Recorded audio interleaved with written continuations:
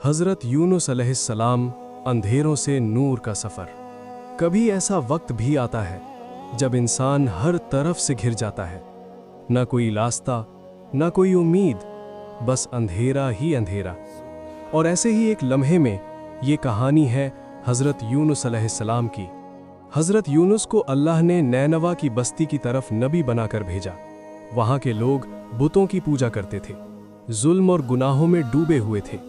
हज़रत यूनुस ने उन्हें पुकारा, अल्लाह की तरफ लौट आओ, उसके सिवा कोई माबूद नहीं। लेकिन कौम ने सुना नहीं, हंसी उड़ाई और इनकार कर दिया। हज़रत यूनुस ने कौम को खबरदार किया, अगर तुम न बदले तो अल्लाह का अजाब आ जाएगा। लेकिन वक्त गुजरता गया और कौम फिर भी न मानी। दिल भारी हो गया, गम और तकलीफ ने घेर लिया और हज़रत यूनुस बस्ती छोड़कर निकल गए। हज़रत यूनुस एक कश्ती में सवार हुए। समुंदर पुरसुकून था, मगर अचानक हौलनाक तूफान आ गया। लहरें पहाड़ बन गईं, कश्ती डोलने लगी। सब घबरा गए। लोगों ने कुरा डाला कि बोझ हल्का किया जाए, और कुरा हज़रत यूनुस के नाम निकला। हज़रत यूनुस ने खुद को समुंदर के हवाले कर दिया। अंधेरा, गहराई, खामोशी, और अचानक एक बहुत बड़ी मछली ने अल्लाह के हुक्म से उन्हें निगल लिया। हज़रत यूनुस 3 अंधेरों में थे, समुंदर का अंधेरा, रात का अंधेरा और मछली के पेट का अंधेरा। न कोई इंसान, न कोई सहारा, सिर्फ अल्लाह। इसी अंधेरे में हज़रत यूनुस के दिल से ये दुआ निकली, ला इलाहा इल्ला अंता सुब्हानका इन्नी कुन्तु मिनज़्ज़ालिमीन।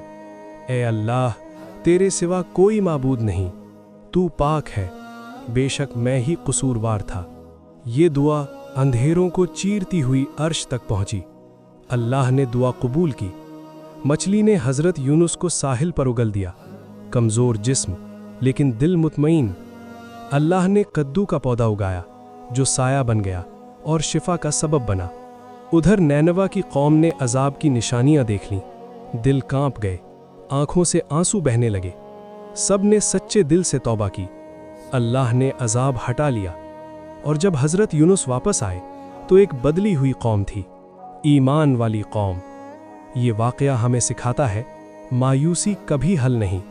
गलती हो जाए तो अल्लाह की तरफ लौटना ही कामयाबी है।